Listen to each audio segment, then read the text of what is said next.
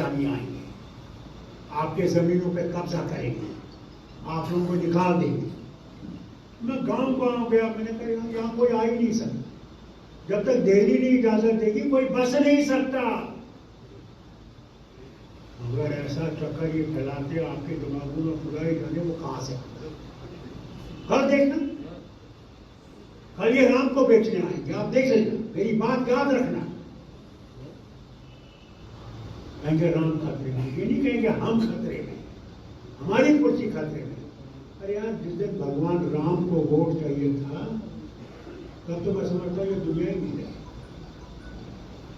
भगवान राम को या अल्लाह को वोट नहीं चाहिए, मुझे वोट चाहिए और इसको चाहिए और इसको चाहिए।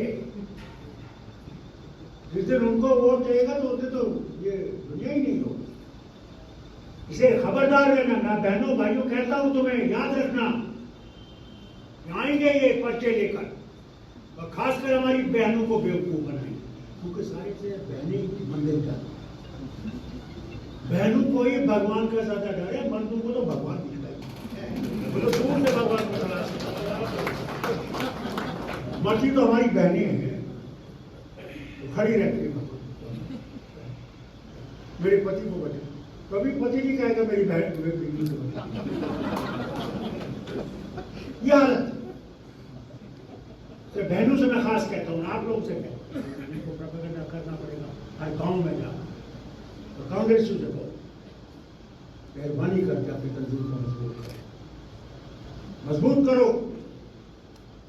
उस तूफान का मुकाबला करने के लिए हमें इकट्ठे खड़ा होना, जेल में खड़े तो कोई नहीं कहेगा, हम अपने अपना फर्ज अदा नहीं।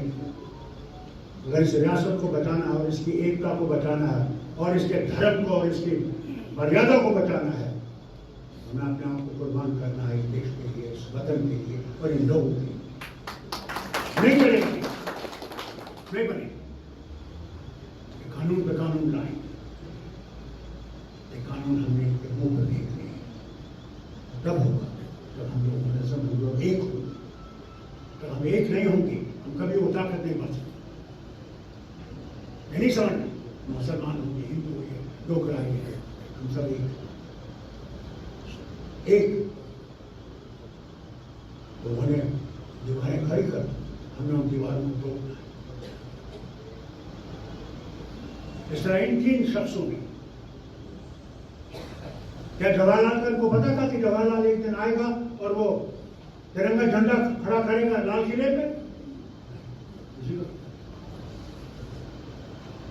तो इनकी कुर्बानियों ने वो दिन लाया जब जवाहरलाल ने झंडा खड़ा।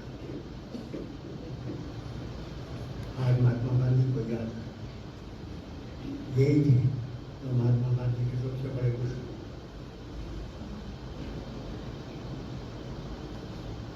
जिस जवाहरलाल ने 17 साल इस देश की बुनियादें रखी, मेरे बाप को जेल रखा, मगर मैं कभी भूल नहीं सकता उसे जो इस देश के लिए किया, कभी नहीं भूल सकता। क्या था हमारे पास? सुई तक हम अंग्रेजों से लाते थे, जमीन से इस देश को खड़ा किया। इंदिरा गांधी को ये गालियां मारते हैं, हमें याद रखना चाहिए, हम चावल लाते थे अमेरिका से भीख मांग के, ट्रूमन की स्कीम के तहत। वो जानवर नहीं खा सकता था, हमें वो खाना पड़ता। इंदिरा गांधी ने वो ग्रीन रेवोल्यूशन लाया, आज हम न सब खुद अनाज खाते हैं, सारी दुनिया को अनाज दे। ये कभी भूलिएगा नहीं, कभी भूलिएगा नहीं। जो अच्छी बात किसी ने की, क्यों ना आपका कितना दुश्मन हो, अच्छी बातें कभी भूलिएगा नहीं। उनका हमें आदत हो गई है, जो कुर्सी पर बैठा है उसी की तारीफ करते, तो कुर्सी से उतर गया उसको गालियां मारते। ये हमारी परंपरा नहीं है। हमारी परंपरा थी कि अगर एक उस्ताद रिटायर हो गया, जब तक वो मर नहीं जाता था तब तक उसकी इज्जत होती थी, उसके घर की इज्जत, क्योंकि वो उस्ताद था, मुझे बनाने वाला था। ये गरीब है, ये हिंदू है, मुसलमान है या सिख है, बीमार है, इसकी मदद करे, नहीं सोचा। उसको भूल गए। हम सिर्फ मुंह करते हैं माता लक्ष्मी की तरफ, माँ बताना, बाकी सारा कुछ झूठ, फरेब, कम तोड़ना, धोखा देना, बेईमानी करना। तो भगवान कैसे बचाएगा? माता कैसे बचाएगी? या तो पहले हम अपने आप को ठीक करें, हम ठीक बोले, सच बोले। हम सच नहीं बोले, डर लगता है कि अगर हमने सच बोला पता नहीं हम पे क्या गुजरेगी। मगर भाइयों और बहनों में एक बात याद रखना, उसके बगैर कोई ताकत नहीं है। वो अमेरिका जो आज दुनिया में धराता था, आज लाखों लोग वहां मर रहे हैं। अंग्रेज तो ये कहते थे कि सूरज हम पे कभी डूबेगा नहीं, आज अंग्रेज कहां गया? छोटा सा टापू है और सबसे ज्यादा मौतें वहां हो रही, सबसे ज्यादा यूरोप में मौतें हो रही हैं। और जो कहते थे कि हम सबसे बड़े मुल्क हैं, क्या बात है, हमारी ताकत इतनी है कि हम दुनिया को हिला सकते हैं। आज उस भगवान ने ऐसे इनको हिला दिया, इनका पता ही नहीं लगता कि कहाँ है और कहाँ नहीं। आपसे भी कहता हूं, आज भी बदलो, आज भी संभलो, आज भी भगवान की तरफ मुंह मोड़ो और एक दूसरे से मोहब्बत करना सीखो। क्योंकि दुनिया तुम 100 साल भी रहोगे, जाना जरूर है। उसके सामने क्या कहोगे? वहां ये मुझे नहीं बचा सकता, मैं इसे नहीं बचा सकता। जो मैंने किया होगा वही से खाऊंगा। इसलिए आज मौका है कि हम देखें, पहले अपने आप को देखें, हम कहां खड़े हैं, फिर दूसरे पे उंगली उठाएं। अगर हम ये नहीं करेंगे हम कहीं नहीं पहुंच सकते। हर तरफ से बर्बादी, गरीबी, भुखमरी है। इतना मुझे खतरा नहीं है जितना आप लोगों को होना चाहिए। महाराज साहब ने जब 1927 में कानून लाया, क्यों लाया? कि मेरा डोगरा कल्चर बचना चाहिए। ऐसा क्या नहीं? ये दूसरे पंजाब से और दूसरी तरफ से उन दोनों हिंदुस्तान एक था, 3 हिस्सों में नहीं था कि बच सके। हमारे लोग गरीब हैं और गरीबी में मर जाएंगे, दे देंगे, बेच देंगे सब कुछ। आज हालत ये है कि आपके बच्चे नौकर नहीं लगेंगे, बाहर से नौकर आएंगे। हमारे बच्चे तो पढ़े लिखे हैं, बच्चे पढ़ी लिखी, वो कहां जाएंगे? क्या इनको हिमाचल में नौकरी मिलेगी? क्या इनको पंजाब में नौकरी मिलेगी? क्या इनको हरियाणा में नौकरी मिलेगी? बाकी तो छोड़ दीजिए दूर इलाके की। हम कहां जाएंगे? क्या पहाड़ों पर चढ़ेंगे? हम आसमान से सारा कुछ करेंगे? हमारे बच्चे कहां जाएंगे? कहां जाएंगे? फिर देखिए, यही नहीं, आधार कार्ड नहीं होगा आपको राशन नहीं मिलेगा।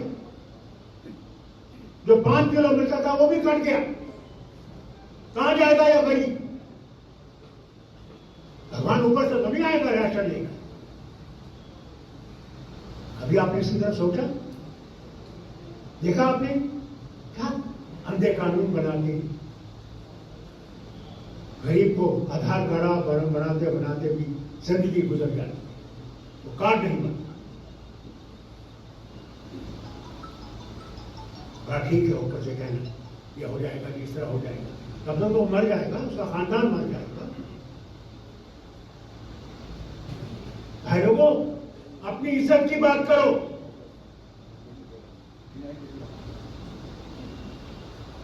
आज तुम्हारी इज्जत पे हमला है।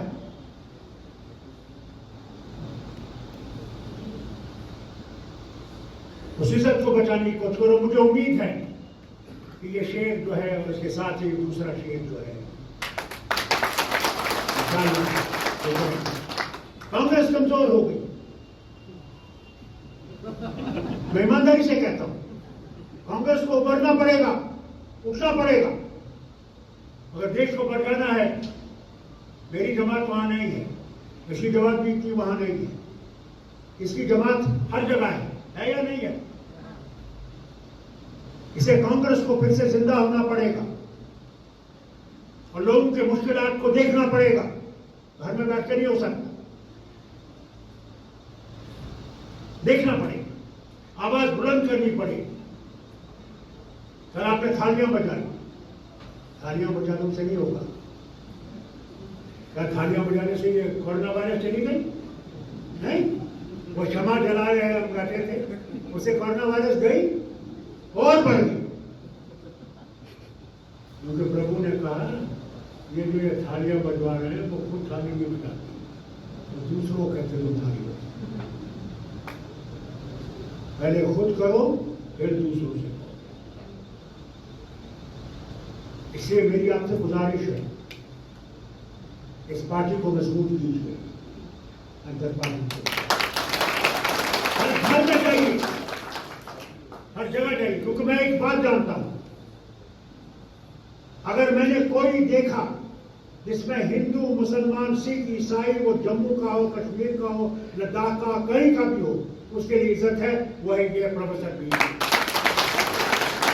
और इससे कभी भी इस झंडे को गिरने नहीं देगा, मर जाएगा अगर ये झंडा चढ़ा। इसलिए कहता हूं, मैं आया आज इसलिए आपसे कहने के लिए कि अपने आप को मजबूत बनाइए, उन ताकतों के खिलाफ लड़िए जो हमें डिवाइड करना चाहते हैं, जो हमें तोड़ना चाहते हैं। बादशाह दीवाने नहीं थे जिन्होंने एक रियासत कायम की। जोरावर सिंह जनरल पागल नहीं था जो तिब्बत पहुंचा इस रियासत को मजबूत करने के लिए और एक बनाने के लिए। और ये देखिए समझते हमें तोड़ देंगे, एक खिता इधर कर दिया, एक खिता कर दिया। अरे दिल को तोड़ नहीं सकते हो तुम, जमीन जरूर तोड़ सकते हो मगर दिलों के जोड़ को नहीं तोड़ सकते। हमारा दिल धड़कता है तो इकट्ठे धड़कता है, एक दूसरे के लिए धड़कता है। मैं क्यों ना मुसलमान हूं और क्यों ना हिंदू है, मेरी आवाज भी वही है तो इसकी आवाज है, और इसका भगवान भी वही है तो मेरा नहीं बने। कानून पे कानून लाए, ये कानून हमने इनके मुंह पे फेंक दिए, और तब होगा जब हम लोग नस्ल होंगे और एक होंगे। जब हम एक नहीं होंगे हम कभी वो ताकत नहीं बन सकते। नहीं समझना, तो मुसलमान होंगे, हिंदू होंगे, दो कड़ाई, हम सब एक लोगों ने दीवारें खड़ी कर दी, हमने उन दीवारों को तोड़ दिया। इस तरह इन तीन शख्सों की, क्या जवाहरलाल को पता था कि जवाहरलाल एक दिन आएगा और वो तिरंगा झंडा खड़ा करेगा लाल किले पे? किसी को तो इनकी कुर्बानियों ने वो दिन लाया जब जवाहरलाल ने झंडा खड़ा किया। आज महात्मा गांधी को याद करते, यही थे जो महात्मा गांधी के सबसे बड़े दुश्मन।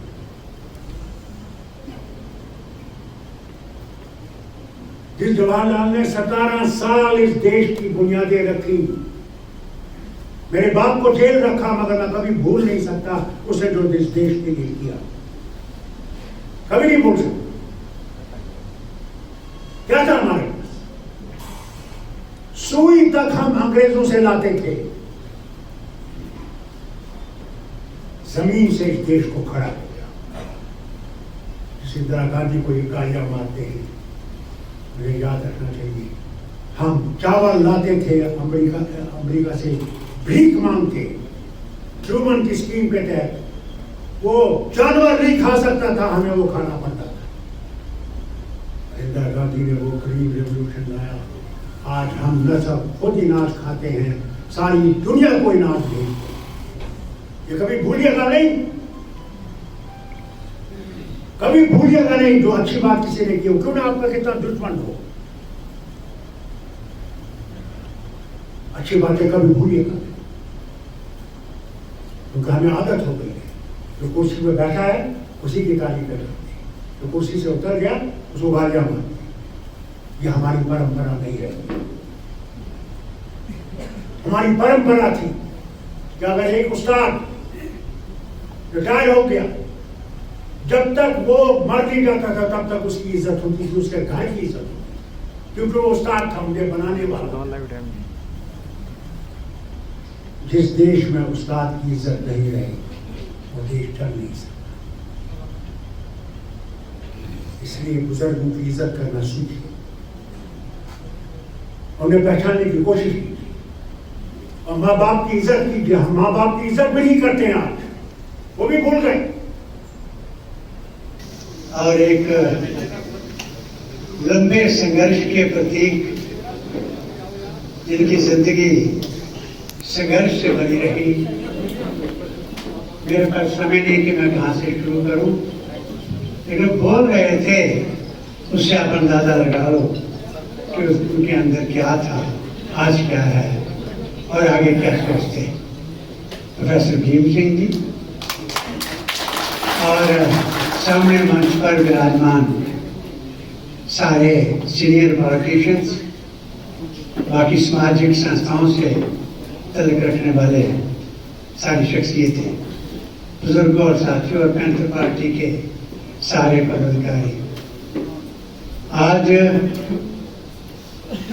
के इस पवित्र दिन पर मैं अपनी तरफ से और 118 साल पुरानी जम्मू कश्मीर की पहली डेमोक्रेटिक और सोशल स्टेट के फाउंडर्स की ऑर्गेनाइजेशन डोगरा सदर सभा की तरफ से उन महान 3 शख्सियतों को जो आज़ादी के मतवाले थे, उनकी कहानी कहाँ से शुरू करूं, अगर छेड़ ली तो खत्म नहीं होगी। इसलिए मैं इतना ही कहूँगा कि जिनके दिमाग में एक ही बात थी कि हम गुलामी की जंजीरों से बाहर आना चाहते हैं और पूरे भारतवासियों को बाहर लाना चाहते हैं, उसके लिए उन्होंने सुप्रीम सेक्रीफाइस दे दी। मैं उनके चरणों में श्रद्धांजलि ग्रहण करता हूँ। भगवान से, खुदा से, वाहेगुरु से प्रार्थना करता हूँ कि ऐसे शूरवीरों की रूहों को हमेशा अपने चरणों में स्थान दें, हमें भारतवासियों को शक्ति दें, हिम्मत दें कि हम कम से कम उनको याद कर सकें। जो कुछ उन्होंने किया वो तो नहीं कर सकेंगे। एक बात सिर्फ इसके बारे में कहूँ,